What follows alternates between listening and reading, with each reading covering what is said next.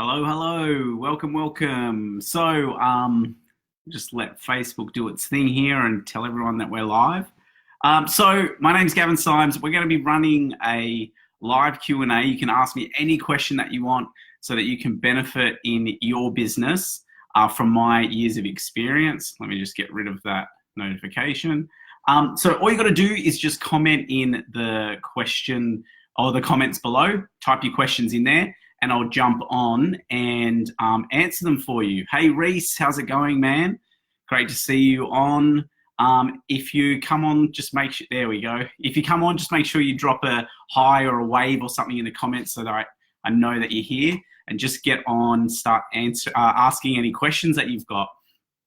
While we're waiting for that to happen, let me tell you a little bit about my background, who the hell I am, why I'm speaking to you today.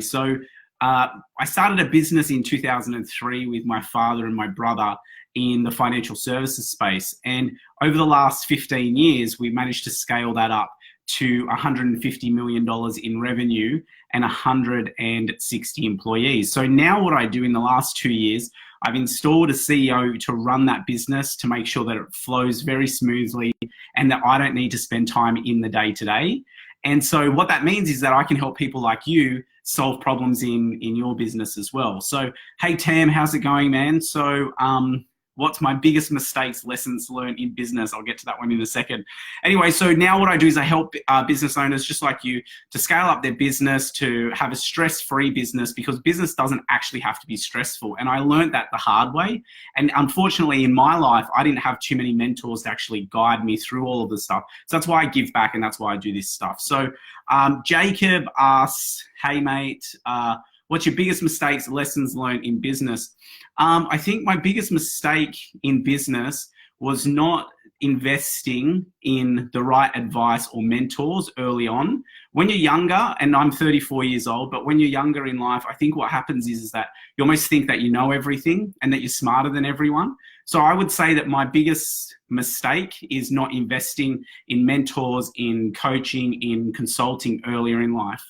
The biggest lesson that I've learned from that, I think that the biggest lesson that I've learned in business is a quote that comes from my father, and he says that if you do the right thing by your heart and your mind, then life will pay you back a millionfold. So that really then comes through everything that I do, because I'm all about giving value to others, because I know that if I put enough out there, then it'll come back. And to this day, touch wood, it actually has managed to do that. Hey, everyone else who's on there, chuck a question in the comments. Happy to answer any of those things live. You can ask me personal questions. I may or may not answer them, who knows, but just let me know. In terms of, the things that are coming up, if you like what you see, this is a perfect time to do a little plug. Reese is just going to drop the details in the comments. So what I've teamed up with young Aussie entrepreneurs, and I'm hitting Melbourne, Brisbane, and Sydney to do a free event, how you can add $1 million to your revenue in the next 12 months. Even if you're just starting out, even if you've got severe cash flow problems, it doesn't matter. I'm going to show you my method to do that. The event's free. Reese is going to drop the link in the comments. Make sure that you hit that up. All right, next question. So from Stephen, how's it going, man? Hey, bud, how are you? Would it be wise to have a full-time job while starting up your business, or go balls to the wall? Man, I love your question. So here's the thing. I've done both. Tried to work a full-time, job and business and do a side hustle as well, or just quit everything and gone balls to the wall. I've found that my business accelerates faster and gets to places quicker when I have 100% focus and attention on it. Now, I understand fully that some people aren't going to be able to afford financially to just go balls to the wall and drop everything. If it was me in my situation, I would always drop everything, go balls to the wall, and put myself in an uncomfortable situation to force me to do the work, right? But if that's not someone like you and you don't need that situation, you don't need that encouragement, and you don't need to be forced to do that, then there's no reason why you can't start a side hustle. I was actually talking to, it's funny that this comes up, I was talking to Nathan Chan, the the founder of Founder Magazine, and we did a podcast on this maybe last year sometime. And he was talking about Founder Magazine was actually started as a side hustle. And then once he got confident enough to build up the business and say, okay, I'm going to take the leap of faith, then he left his full-time job. So there's no real right and wrong way. It really it's just dependent on what your financial situation is and what encouragement that you need to do that. So thanks for the question, Stephen. Awesome. Anyone else got questions? Just drop them in the box there and in the comment section. Let's have a look at what else we've got here. If you can all hear me, I'm just getting some event logs here. If you can hear me, just let me know in the comments. What's that laugh reaction? Balls to the wall. I love it, man. What else? So the other question that I get commonly asked is about cash flow. So what can I do to increase the cash flow in my business? And really what happens with cash flow is that's a symptom of one of two things, either not having enough income, that's the first thing, or spending too much money on expenses. So that's really the first place that you would look, is to say, right, if I'm having cash flow problems in my business, how can I increase the revenue, or how can I decrease down my expenses?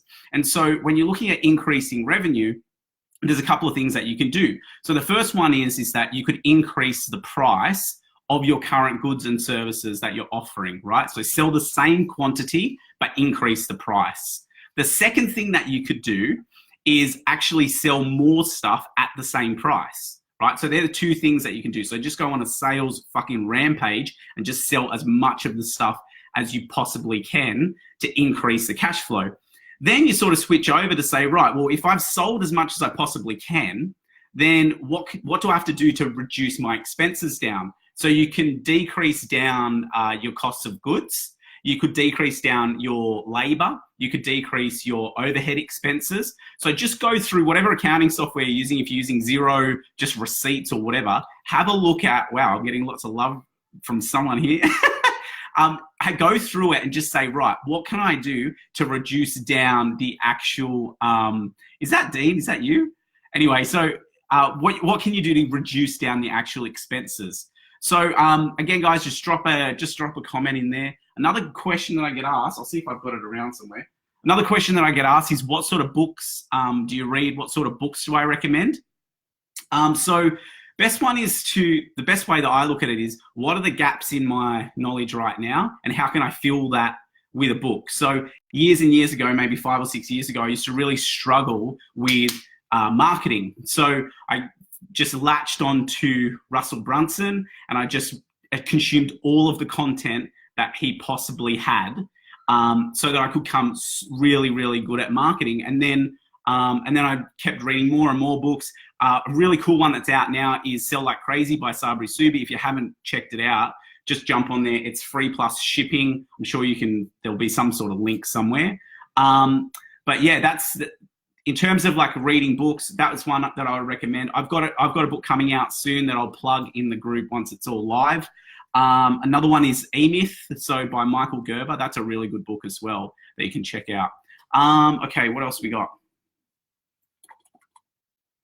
Okay, where would the first So questions from Reese. Where should the first place be that people put money into their business? Marketing, website, or software? So the first place that you should put money into your business is anywhere that's going to increase sales and revenue, right? So when I started my first business years and years and years ago, back in 2003, we didn't have a website because you didn't need one, but we spent all the money that we had on ads so that we could get people ringing up and we could sell them stuff. Again, when I started this consulting business, I didn't have a website.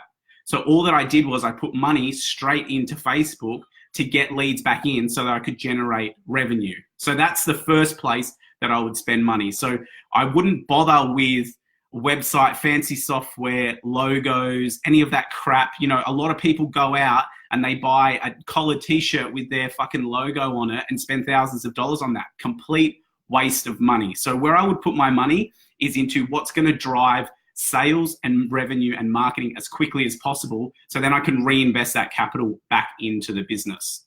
All right, what else we got here? Jacob, another question. So I find my biggest challenge is finding good qualified staff. Yeah, massive challenge. I run a small diesel mechanic business. What do you think I can do to overcome this? So first question, this is a tough one to solve through this format because you need to ask a couple of follow-up questions. But normally, Jacob, what I would do is in finding good staff, it comes down to one of two things. Either your offer as an employer is not good enough, meaning that it's not good enough to attract quality staff. So as an example, one of my clients, Matthew Lepre, you might see that, you might have seen him around and seen some of his ads around.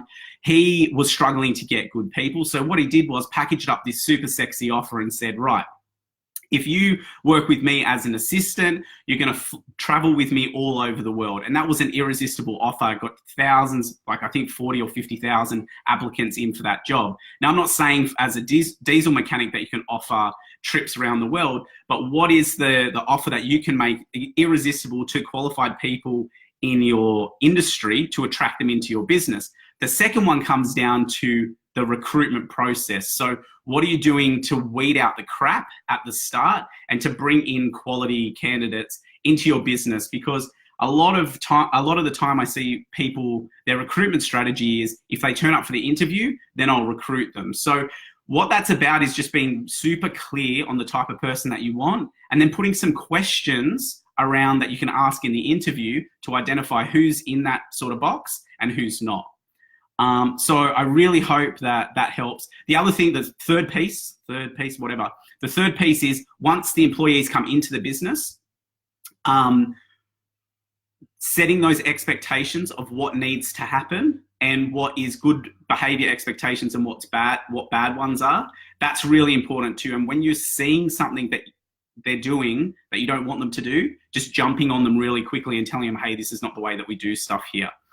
So again, I'll just give you a little plug in terms of, I hope you guys are enjoying this content. I'm like loving just dropping some bombs for you. If you want to come see me live, I'm in Melbourne on the 9th of November, Brisbane on the 16th of November, and also Sydney on the 30th of November. So I've teamed up with YAE to put on these free events for you to teach you how you can add $1 million to your gross profit in the next 12 months. Doesn't matter if you're just starting, if you've got cash flow problems, people problems, we're going to cover all of those things in this workshop, and it's free. So why not? Just Reese has dropped the link in the comments. Make sure you click on it, register so we know how many people are coming, and the tickets are going to sell out really fast. Stephen Sharp just says, cheers for your advice. Highly appreciate it. I'm looking at leaving my full-time job to focus on PT full-time. Go for it, man. I love it. I love it. I love it. I don't know your financial situation. Don't know anything about you, but I love just going, what did you say? Balls to the wall. I love that, man. Okay, Jacob says, thanks, mate. Appreciate it. Awesome. All right, so drop your questions into the comments because more questions that we got, the longer this will go for, which is great. So Reese, how do you build a strong culture within your team? Oh, cool, man. I can't wait to speak about this. So culture is something that you've got two options with. You can let it evolve yourself, or you can proactively create one. And in my previous businesses, I decided to proactively create the culture that I wanted by writing down a list of core values, 5 core values, and then teaching those to everyone, but actually living and breathing them, not just putting them up on the wall and forgetting about them. And one of the core values was professionalism and accountability. They were 2 different ones, right? So what I would do is reward people for being accountable and professional. So awards, you can do awards to create that culture. But the really cool thing that I did, and look, I'm not expecting everyone to do this straight off the bat, but the really cool thing that I did was I started giving away prizes for people that performed well and also had the company's best interests at heart because they followed those core values. And so some of the stuff that we gave away was crazy, like a brand new car I gave to someone, like just handed it to them. That was awesome. Like hundreds of thousands of dollars of TVs, trips, overseas, electronic, like laptops, cameras, all of that sort of stuff. I even gave away a trip to Vegas with $10,000 cash. That guy was completely stoked off the back of it. So what that does, by you as the business owner or the entrepreneur or the CEO, by you giving back to your employees, that sets the culture. the other side of me giving all of that stuff away, there was sort of a double-edged sword with it, is that they would then take a photo of that, post it on social media, and then I could get better people into my team and my company. So who was it that asked the question? Anyway, someone was asking the question before, Jacob was saying, how do I get good people in? That's a really good way to get some super awesome people into the business, and you build that culture within the team. So any more questions, drop them in the comments, guys. Happy to answer anything that you've got. Ask me personal questions about what I do on the weekends. Probably won't tell you because you'll end up stalking me. Anyway, so what else can I tell you? Another question that I get asked is, so we've spoken about cash flow. That's the real main one. Mainly about sales. So how to overcome sales objections, and especially when in this market, when price is like a limiting factor. So I was working with a client who is in graphic design, and his business is very difficult to be competitive in on price, right? Because someone can just jump on Fiverr straight away and then compare the price, and it's normally cheaper. So the whole way to overcome that price objection is to position in the consumer's mind that, one, your service or product solves their problem. That's the biggest thing, that you make a direct link between the problem that they have and your product and service, and that it's going to solve it. So that's the first thing. The second thing is that you start early in the process talking to them about why the other options that they have, the cheap and nasty options, aren't necessarily the best thing to do. So that's another thing that you can do to overcome that price objection. So that builds up in the customer's mind that, one, that they trust you, two, that they know you, and three, that they like you. And if you tick those three things off, then generally what will happen is they'll end up buying from you. So yeah, drop your questions in the comments, guys. Hope you can hear me all well. What else can I tell you? So a lot of people ask me, if you've built this business up to $150 million, what the hell are you doing now? Why are you doing this? Why are you working? Why aren't you on a boat in Barbados somewhere? And that's a really good question, but it's sort of a little bit short-sighted, because I believe that in my life, I was put on this earth to help as many people as possible. And if I'm on a boat in Tahiti, I can't help people. And that's why I do stuff like this. That's why I do these free events with YAE, so that I can impact the lives of as many people as possible. So it's not one of those things where I can just give up and retire and because I've got enough money. And that's very much true, but it means that I just want to help as many people as possible. That's the whole reason why I do it. All right, so I suppose just to wrap up, if there's no more questions, we're going, 20 odd minutes now? Awesome. If there's no more questions, if there is any last ones, just drop them in the box. You can ask me anything. Again, I just want to plug the event. So with Young Aussie Entrepreneurs, we've teamed up together to bring you a special event. It's 100% free. Just turn up on the day. What you've got to do is make sure you register. Reese is going to drop the link in the comments again, so that it's right up the top so that you can see it. And the event's going to show you live how to add $1 million to your gross profit inside the next 12 months. That's what we're going to do. It doesn't matter if you're a startup, doesn't matter if you've got cash flow problems. I'm going to show you what levers you can pull in your business right now to make sure that you get to that $1 million. Part of that, funnily enough that comes up, part of that is making sure that you're spending your time on the right activities. So if you want to work 40 hours a week and you want to make $1 million a year, then you need to be spending your time on activities that are worth $500 an hour. That's just math. And what happens is that one of the big mistakes is that people are tight asses, and they either can't afford it or they don't want to pay for other people to do the work. So they get stuck doing tasks that are worth $10 an hour to their business when they really should be focusing on the $500 an hour stuff. Yeah, thanks for that. So that's really what's happening, and how we're going to overcome that in this live event, where Reese has just dropped the comments in there. So make sure that you hit up that link, add $1 million to your gross profit in the next 12 months. Okay. one of the best quotes I read, your income never exceeds your personal development. Are you always working on your personal development? So the question is from Naja or Naya, sorry if I mispronounce your name. One of the best quotes I read, your income never exceeds your personal development. Are you always working on your personal development? 100 million %. So how I do that is in two ways. Firstly, I pay 2 mentors right now to give me coaching, guidance, and advice. That's the first way. The second way is that whenever I'm driving somewhere, whenever I'm traveling, whenever I have downtime, I'm either reading books, listening to podcasts, or watching videos on YouTube specifically about business. And because I don't really watch Netflix all that much, I find it boring, and it's not helpful to me to do that. What is helpful is identifying where the gap is in my own personal development and filling that with other people's knowledge who've been there and done it before. So I hope that answers your question.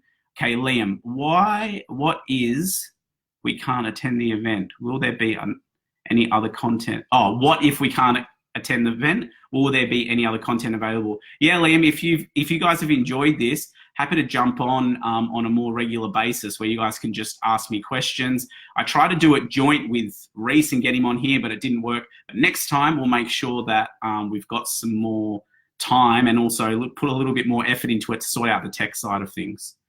Okay, Naja or Naya, you're asking the question again. Cool. So are you part of a mastermind? If yes, how often do you meet and discuss business? So yes, I'm part of a mastermind. They catch up as a group every quarter, but every single week there's a group call on there, and everyone in that mastermind has the same intention in their business. So they all want to go from where they are right now to a specific point, and we all collectively work together. And I didn't really believe the power of having like a group of people not only hold you accountable, but sort of pick you up when you're down, until I heard about what happens with geese, right? And I don't know if you guys know very much about this, but geese fly in the air in a specific pattern, right? And it's in a V shape. So there you go, like that, right? So that's how they fly. And what happens with the geese is that because the one at the front of the pack bears all of the wind resistance and all of the load, they get they get really tired. So the one at the front falls to the back, and then they keep replacing. And by doing that, they save all of the effort of the other people by all of the other geese by 78%. That's how much it reduces down the effort. Now, in that formation, when one of the geese gets sick, it flies down to the ground, and 2 other geese follow it down to the ground as well. And those 2 geese stay with that sick one until it either recovers and can fly up and join the pack again, or until it dies, and then those 2 healthy geese fly off. And that's the power of being part of a group and of a mastermind. And young Aussie entrepreneurs, the group and the environment in here is awesome. But also, when you can afford it, I honestly believe that you should invest in personal development, in a mentor, in a consultant, in some sort of mastermind, because what I find is the more money I spend on personal development, the more I get back into my business. All right. Hey, Mitch, how's it going? Hey, Dean. So Dean asks, how do you raise capital for round A after seed investment? Where do you start? So if you've got seed investment into your business, go back to the place who gave you seed investment and ask for more money. That would be my first tip. If you can't do that, then what I would do is put together a pitch deck, put together a proposal, get your financials in order, and then go out to as many venture capital firms as possible to help you with that. If you've got available funds, I always recommend hitting up a corporate advisory business who will go and represent you in the right way to those investors. So think of that corporate advisory business as a sort of like Sherpa for your lending, for your investment. And what they'll do is they'll go package up your offer. They'll go and present you to the right investors and go and answer those questions in advance. And they'll stop you making yourself look like a bit of a dick in front of them. And that's probably the best way to go and get that capital on round A after seed investment comes in. The other thing too is have a think about what the other options are of funding a business, because there's a huge trend now where people have got an idea, especially for like an app or something like that, and they go out and they try and get investment, but one, they don't have a prototype, they haven't put any money or effort really into it. And then they're presenting this to investors who see this every single day. So a guy that I was speaking to, or actually I'm good friends with him, Jordan from Capital J Investments. So he sees maybe 20 to 30 deals a week come through, and 19 out of 20 are crap. Actually 19 and a half are crap, because the business hasn't progressed far enough to actually warrant that investment coming in. Because you've got to think about it this way.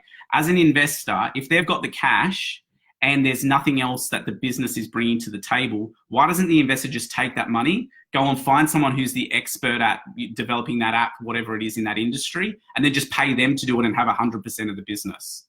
So that's where I would start, is have a think about where you can go to get capital. See if you can hook up with a corporate advisory business. They're going to want money. If you don't have it, that's fine. Go back to your seed investor, ask them. Or, you know, the best thing to do in terms of funding a business is to fund it through the actual sales of whatever the product or service is. All right, cool. So Naja says, thanks, man. How did you find your mastermind? I'm currently struggling in finding 100% committed people like me. Yeah, so the finding really good masterminds aren't easy. If you want to take it offline, just shoot me a PM. My details, obviously my profile's in here. Shoot me a PM after this. I can find out what business that you're in, what goals that you have, what your budget is for that mastermind. Shoot them through to me and I can make some recommendations and suggestions for you. That's not a problem. All right, cool. So we've got 2 minutes left. I've probably got time for one more question if you want to pump one in there quickly. I know there's a little bit of a lag between me saying stuff and seeing the questions. So whoever gets in the next couple of questions in the next minute will be the winner. All right, cool. So while we're waiting for that, hope I've answered all your questions. Well, hopefully we'll do this again because I think it's been super beneficial. I've loved doing it. Again, I'm just going to plug the free event. It's probably 5 or 6 times that we've plugged that now. If you want to head over and learn more about the stuff that we're talking about, doesn't matter what stage of the business that you're at, I'm going to run this free live event on how you can add $1 million to your revenue in the next 12 months. If you can make it, I highly recommend that you turn up and make that. Head over to the link that Reese has put in the comments, and also make sure that you come and see us live, because it's a free event. I'm just going to drop all my bombs of knowledge on you guys, and then you can take that and just go and implement it into your business. The agenda's on there. So I'm hitting up Melbourne on the 9th of November, Brisbane on the 16th of November, and then Sydney on the 30th of November. So all Saturdays, so there's no excuse, right? All right, cool. So if there's, here we go, 2 more questions. All right, so Rowan's asked, what's the best way to go from a full-time job to a business? So I'm going to assume that you're asking about what the type of business opportunity is that you're looking for. The first thing is that you need like a business or a product or a service that you're actually going to sell to increase your revenue, right? So, or to generate revenue, sorry. So the first one would be what I like to do is think about what my strengths are. What am I doing for my full-time job? Even though I might hate it, if I've got connections in that industry that I can utilize in my own business, then by all means go and do that. Because what I find a lot of the time happens is that you've got people who are in a full-time job as, say, an accountant, for instance, and then what they want to do is they want to go and start a fashion label. And the degree of separation between where they currently are with their full-time job and where they want to be in the future with their business, it's too far to grasp, because you can't use accounting contacts in your, say, design business. So what I would do is think about if you're just going to go 2 degrees left of what you're currently doing in your full-time job right now, just start that and focus on getting income. Doesn't matter what, you don't have to be a master or a ninja at Facebook ads. Just go and ask people in your network, current people that you know, hey, do you know someone who needs this service? That's the best way to start, because those word of mouth recommendations, they're just going to be like completely awesome, and they're going to convert much better than trying to convert cold traffic on Facebook. Because what's going to happen with cold traffic on Facebook, if you're just starting out, is that it's sort of like a bit of, you're playing chicken with Facebook. You're either going to run out of money before you launch and you get revenue in, or you're going to have just enough there to actually launch that. So think about how much capital that you've got to start, and then go back and think about, well, what product or service can I create, or can I leverage off the back of someone who's currently doing well that's close to what my full-time job is. Okay, so Rowan says, thanks for answering my question. I've got a web development company and it's hard balancing. Yeah, it is hard balancing both. It is hard balancing both. So when you get to a point where you feel like your income's good enough from your sort of side hustle, that's when it's time to switch over and leave the full-time job and take the leap. Yes, it's going to be stressful. Yes, it's going to be there's going to be a lot of anxiety about not having that regular income coming there.